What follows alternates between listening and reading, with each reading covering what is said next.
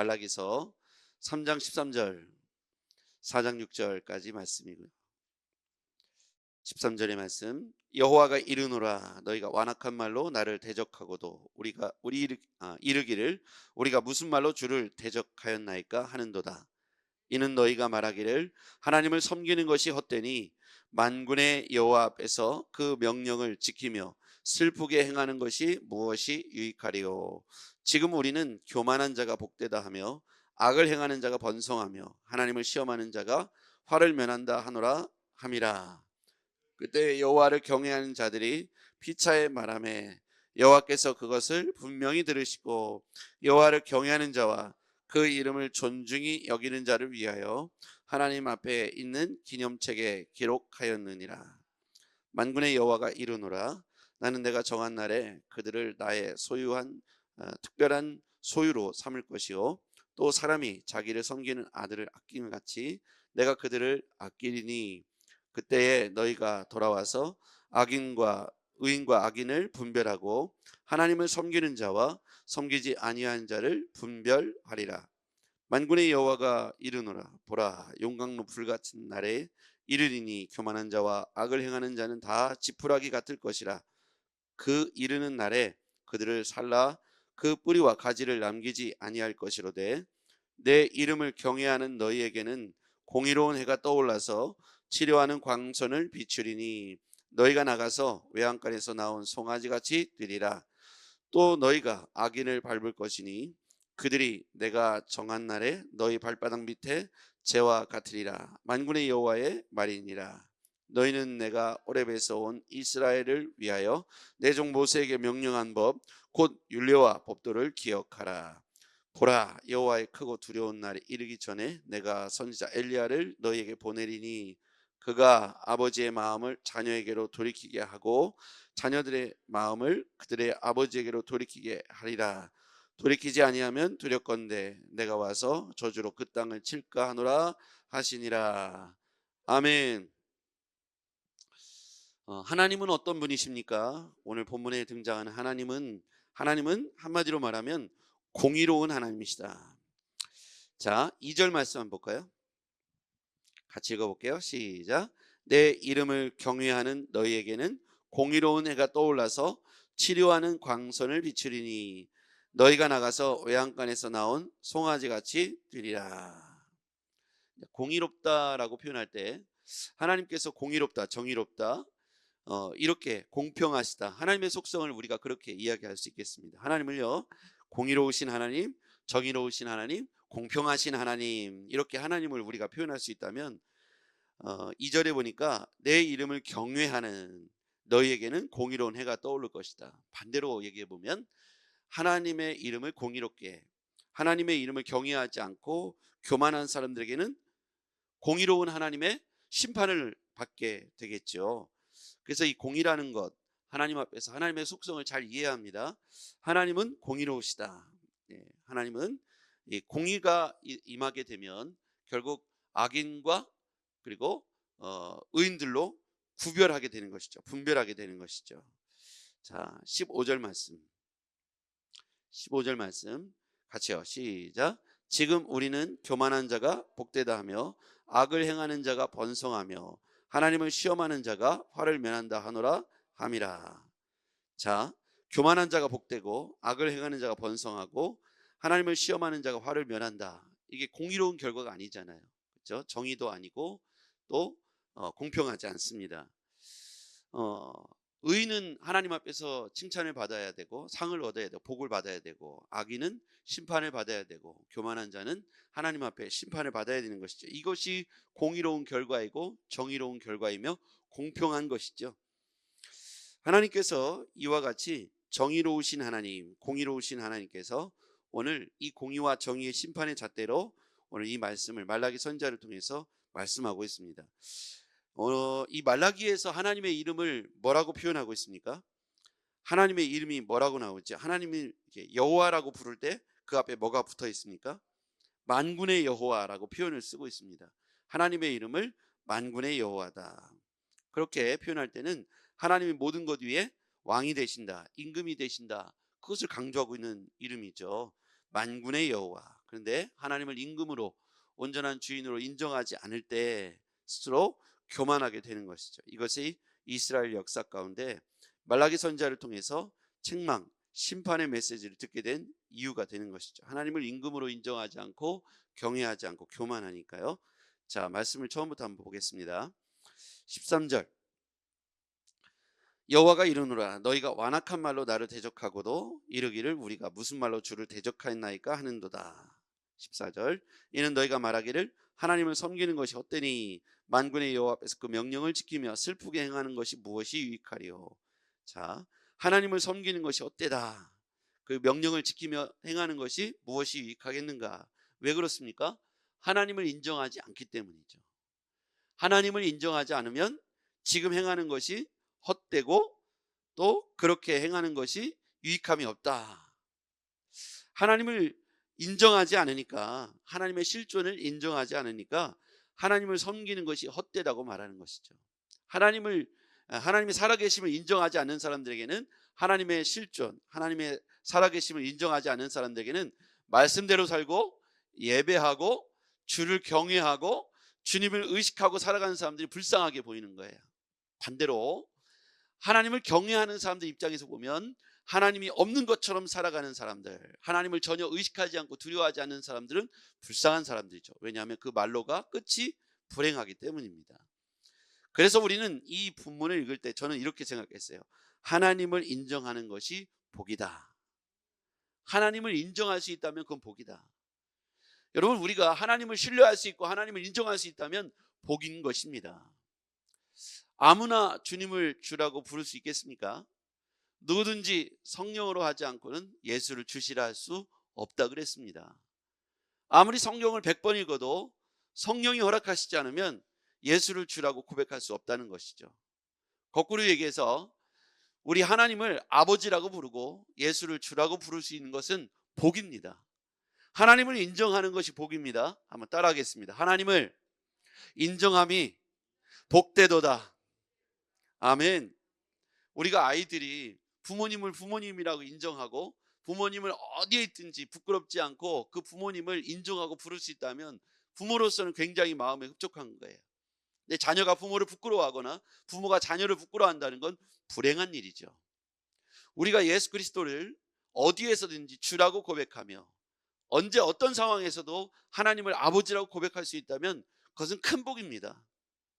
자녀들에게 이걸 물려주고 싶은데 자녀들이 이것을 이해하지 못하고 주라고 하나님이 아버지라고 부르지 않는다면 그건 참 안타까운 것이죠. 근데 때가 되니까 하나님께서 기름 부어주시고 성령이 임재하시고 하나님의 임재를 경험하게 되고 그렇게 되니까 하나님을 주라고 부르고 아버지라고 부르고 그리스도를 인정하고 아버지라고 부르고 주라고 부를 수 있다면 참 그것이 얼마나 복된지 너무나 감사한 것이죠. 제가 이제 아들 둘을 키우고 있는데 얘네들은 어렸을 때부터 태어날 때부터 교회 안에 있었어요. 얘네들이 선택한 게 아니죠. 얘네들이 자고 있어도 걔네들 업고 새벽 예배를 했으니까 개척을 했을 때 아이들이 어렸어요. 5살, 7살 이러니까 얘네들 데리고 새벽 예배를 해야 되니까 업고 새벽 예배를 나온 거예요. 걔네는 자발적으로 새벽 예배를 나오거나 주일 예배 나온 게 아닙니다. 그냥 엄마 아빠가 태어났더니 전도사님이었고 시간이 한 6살, 7살 되는데 교회가 개척한 거예요. 그러니까 걔네들은 교회 안에서 그냥 자라난 거죠. 그러니까 사실은 이 아이들에게 어떤 질문이나 너 예수님 믿겠냐라고 물어본 적이 없는 거예요. 그냥 아이들을 끌고 나온 거죠. 그러니까 아이들은 교회 안에 있었고 당연히 애들은 잘 믿을 것이라고 생각한 거예요.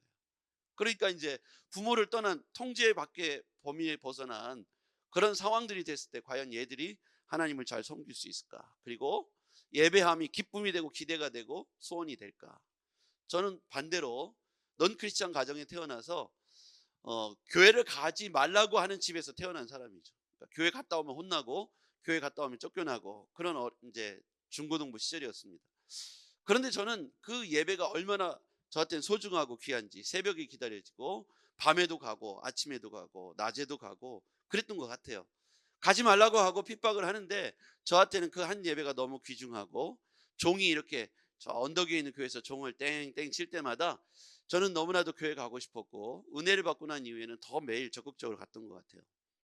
어떤 아이는 태어날 때부터 목회자의 가정에 태어나서 한 번도 회의적이거나 핍박이거나 이런 경험들을 하지 않고 교회를 다니는 아이와 저처럼 이렇게 어려운 환경 속에서 교회를 다니는 상황들을 볼 때 조금 다르더라고요. 제가 이렇게 아이들을 바라볼 때 간절함이라든지 기쁨이라든지 소원이라든지 이런 게 좀 다르더라고요. 그런데 그 입장도 생각해 보니까 아이들이 선택한 게 아니잖아요. 기다려주는 거죠. 기도해주고 권면해주고 기다려주는 겁니다. 지금도 사실 마찬가지예요. 그 아이들에게 기다려주고 권면하고 하죠. 이 아이들에게 수련회라든지 이런 걸 한 번도 너 갈래 말래라고 물어본 적이 없어요. 당연히 가는 거야. 이렇게 가르친 거죠. 그러니까 이 아이들에게 있어서는 어렸을 때부터 당연하게 모든 걸 했던 거예요. 헌금 생활도 너 당연하게 그렇게 하는 거야. 수련회도 당연히, 예배 시간에도 당연히, 뭐 제1의 우선 과제가 예배다 이렇게 가르치는 집에 태어났는데 한 번도 퀘스천 마크를 아이들 스스로 달고 스스로 선택하게 한 적은 없었던 것 같아요. 무조건 이렇게 해. 그러다 보니까 주님을 극적으로 만날 수 있는 일들이 확률상 많이 적더라고요. 간절함이 없기 때문에. 근데 이제 시간이 지나고 아이들이 20대가 넘어서 이렇게 시간이 가면서 10대 때 경험하지 못한 고백들을 점점 하게 되는 것 같아요. 여러 위기들을 경험하게 되니까 그런 일이 좀 더 잦아지는 것 같아요. 예를 들자면 대학 입학이라든지 군대 간다든지, 또 이제 둘째의 경우는 해병대 가니까 얼마나 힘들었겠어요. 그 순간에 하나님을 경험하고 만날 수 있는 간절함이 조금씩 이제 있었던 것 같아요. 그러면서 시간이 지나면서 그런 고백들이 나오는 것 같아요. 저는 왜 이 얘기를 하냐면 우리가 하나님을 인정한다는 것, 하나님을 정말 소중히 정말 간절히 인정할 수 있다는 건 복이다. 하나님이 우리 안에 너무 당연한 일상이 되는 것 너무나도 감사하지만 하나님이 내 안에 정말 소중하고 간절히 인정할 수 있다면 그건 진짜 복이다.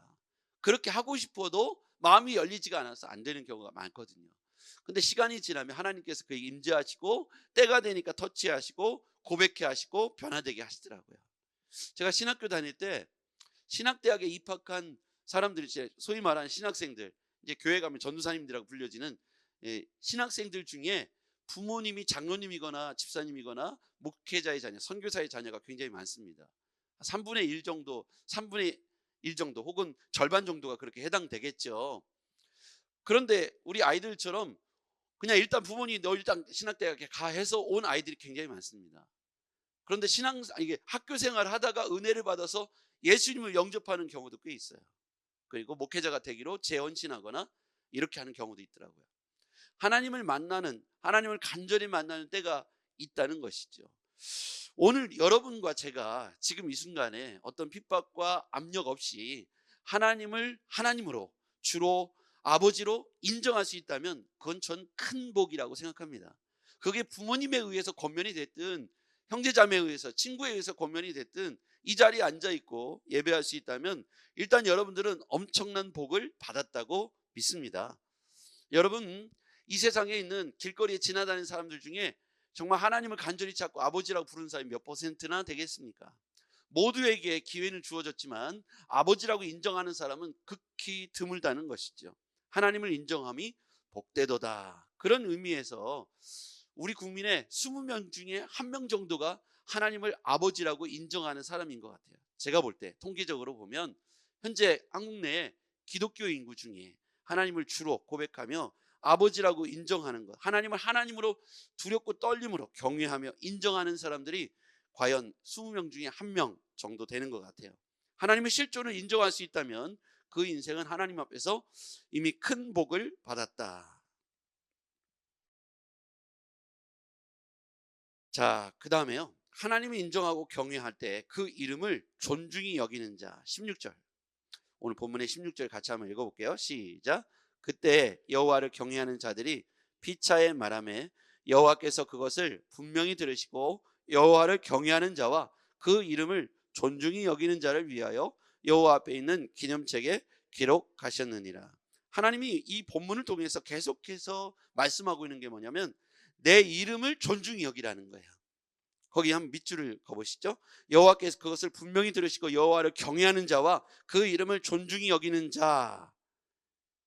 자, 여기서 보면 그 이름을 존중히 여기는 자. 그 이름은 뭐라고 표현되어 있냐면 만군의 여호와. 만군의 여호와라는 것은 만군의 여호와. 모든 것 위에 임금 되시는 하나님, 모든 것 위에 주가 되신 하나님, 하나님이 우리에게 원하시는 건 뭐냐면 여러분의 인생 가운데 주가 되기를 원하십니다. 여러분의 인생의 주인이 되기를 원하십니다. 우리 교회의 주인이 되기를 원하십니다. 우리 가정의 주인이 되기를 원하시고 우리 민족의 주인이 되기를 원하십니다. 그러면 역행하는 건 뭐냐면 내가 내 인생의 주라고 주인이라고 말하는 것을 성경은 교만이라고 말합니다. 하나님이 우리에게 원하시는 건 당신이 내 인생의 주인 되기를 원하십니다. 여러분의 인생의 주인은 누구십니까? 만군의 여호와가 주인 되시길 바랍니다. 여러분의 인생을 만군의 여호와이신 하나님께서 주인 되시면 그날로부터 하나님이 여러분을 이끌어 가시는 거예요. 자, 교만한 자는 어떤 사람입니까? 1절 4장 1절입니다. 시작. 만군의 여호와가 이르노라 보라 용광로 불같은 날이 이르니니 교만한 자와 악을 행하는 자는 다 지푸라기 같을 것이라. 그 이르는 날에 그들을 살라 그 뿌리와 가지를 남기지 아니할 것이로되. 여기 보면 용광로 불같은 날이 이르니 교만한 자와 악을 행하는 자 다 지푸라기 같을 것이다. 지금 여호와를 인정하지 않고 하나님의 그 이름을 존중히 여기지 않는, 즉 다른 표현을 하면 여기에 나온 단어 교만이죠. 교만. 교만한 자와 악을 행하는 자는 다 지푸라기 같이 불살라 뿌리와 가지가 남기지 아니할 것이다. 그날에 바로 심판의 날이죠. 여호와를 경외하는 자, 2절에 보십시오. 여호와를 경외하는 자, 내 이름을 경외하는 자, 하나님을 인정하는 자죠. 너에게는 공의로운 해가 떠오를 것이고 치료 강선을 비추게 될 것이고 너희가 나가서 외양간에서 나온 소같이 뛸 것이다. 이게 이제 축복의 말씀이죠. 여호와를 경외하는 자에게는 이렇게 공의의 하나님이 축복의 말씀으로 역사해 주셨어요. 치료한 광선을 비출 것이다. 송아지같이 뛸 것이다. 회복과 고침을 말하죠. 그러나 악인은 어떻게 됩니까? 너희가 악인을 밟을 것이니 그들이 내가 정한 날에 심판의 날이죠. 너희 발바닥 밑에 재와 같으리라. 지푸라기 같이 불살라지고 재와 같이 밟히게 될 것이다. 이게 공평과 정의입니다. 여러분, 우리가 하나님을 주인으로 인정하고 살 때 때때로 우리에게 손해보는 것 같고 참아야 되고 불편을 감수해야 될 때도 있습니다. 그러면 공평과 정의는 뭐냐면 그렇게 참고 인내하며 주를 하나님으로 인정하고 살아가는 사람들에게 당한 여러 가지 모욕과 그리고 아픔과 인내의 시간들을 보상하는 것은 언제냐면 심판의 날이죠. 의인에 대한 심판의 날. 의인은 하나님께서 복을 더하시고 치료 광선을 바라사 그들이 외양간에서 나온 송아지같이 뛰게 될 것이다. 이건 축복이죠. 반대로 악인들은 어떻게 됩니까? 그날에 지푸라기 같이 불살라서 재와 같이 너희 발바닥 밑에 재와 같을 것이다. 이게 공평과 정의죠. 하나님은 현재 우리의 삶이 어떠한 위치에 있는지 정확히 보고 계신다. 그래서 우리는 공평과 정의로우신 하나님 앞에서 우리의 삶의 스탠스, 어떻게 살아갈 것인지 위치를 정확하게 이해할 수 있다면 복입니다. 여호와를 경외하는 것이 복입니다. 하나님의 이름을 높이는 것이 복입니다. 여러분, 하나님의 이름을 여러분의 주로 인정하고 주인으로 모시고 살면 하나님께서 여러분의 인생을 책임져 주실 줄 믿습니다. 여호와를 경외하는 자, 그 이름을 오늘 아까 16절에는 존중히 여기는 자, 그의 이름을 여호와 앞에 있는 기념책에 기록하셨다. 여러분과 제가 그 이름, 만군의 여호와의 이름, 주가 되신 하나님의 이름을 존중히 여겨 드리시기를 주의 이름으로 축복합니다. 기도하겠습니다. 하나님 아버지 감사합니다. 그의 이름을 존중히 영화롭게 하기를 간절히 원합니다. 오늘 그리스도인이라는 이름을 가지고 살아가는 모든 이들에게 하나님이 주가 되심을 고백하여 주시고 저들의 인생과 우리 모든 인생과 가정과 교회와 그리고 모든 삶의 현장에서 우리가 앞서가지 않고 주가 하나님 되심을 고백하며 주를 뒤따라가는 그런 하나님의 이름을 경외하고 영화롭게 여길 수 있는 믿음의 권속들 되게 하옵소서. 예수님의 이름으로 기도했습니다. 아멘.